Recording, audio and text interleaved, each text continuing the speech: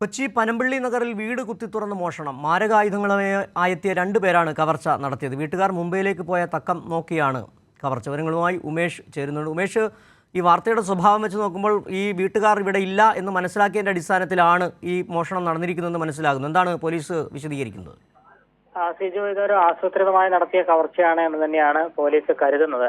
ഇത് ഈ ഞായറാഴ്ച, അതായത് ഇന്നലെ പുലർച്ചെയാണ് ഈ മോഷണം ഇവിടെ നടന്നിരിക്കുന്നത്. കാരണം CCTV ദൃശ്യങ്ങൾ പരിശോധിക്കുമ്പോൾ അങ്ങനെയാണ് വ്യക്തമാകുന്നത്. ഞായറാഴ്ച പുലർച്ചെ 2:30യോടെയാണ് ഈ മോഷ്ടാക്കൾ ഈ വീടിനകത്ത് കയറിയത്. തുടർന്ന് 1 മണിക്കൂറോളം ഇവർ ഇവിടെ ചെലവഴിച്ചിട്ടുണ്ട്. ഇവരുടെ കയ്യിൽ മാരകായുധങ്ങളുണ്ട് എന്നുള്ളത് ഈ ദൃശ്യങ്ങളിൽ കാണാം. ഇരുവരും മുഖം മറച്ചിട്ടുണ്ട്. 2 പേരാണ് ഈ ദൃശ്യങ്ങളുള്ളത്. 2 പേരും മുഖം മറച്ചിട്ടുണ്ട്. കയ്യിൽ മാരകായുധങ്ങളുണ്ട്. കമ്പിപ്പാര അടക്കമുള്ള ആയുധങ്ങൾ കയ്യിൽ കാണാം.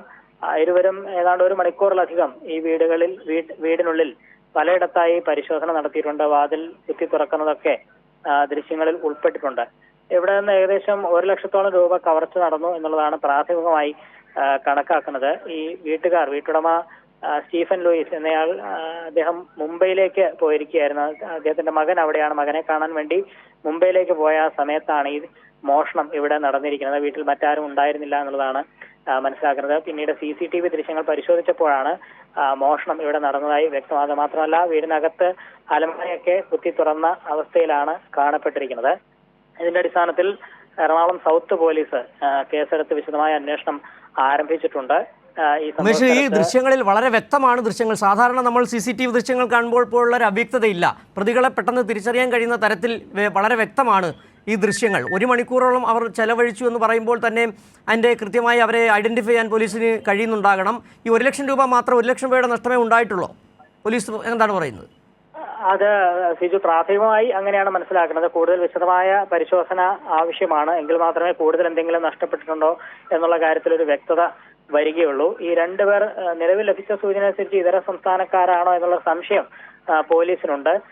ഈ സൂചിപ്പിച്ചതുപോലെ തന്നെ 2 പേരുടെയും ദൃശ്യങ്ങൾ വ്യക്തമാണ്, പക്ഷെ മുഖം മറച്ചിട്ടുണ്ട്.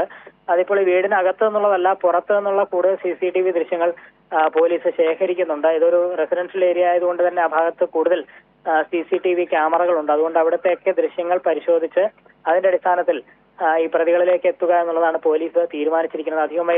അധികം വൈകാതെ തന്നെ ഇവരെ പിടികൂടാൻ കഴിയുമെന്നുള്ളത് തന്നെയാണ് പോലീസ് പ്രതീക്ഷിക്കുന്നത്. ശരി, ഉമേഷാണ് വിവരങ്ങൾ നൽകിയത്. കൊച്ചി പനമ്പള്ളി നഗറിലെ വീട് കുത്തിത്തുറന്ന് മോഷണം. 1 ലക്ഷം രൂപയുടെ നഷ്ടം, 1 ലക്ഷം രൂപയുടെ വില വരുന്ന വസ്തുക്കൾ മോഷ്ടിച്ചതായാണ് പ്രാഥമിക വിവരങ്ങൾ വരുന്നത്. ഉമേഷാണ് വിവരങ്ങൾ നൽകിയത്.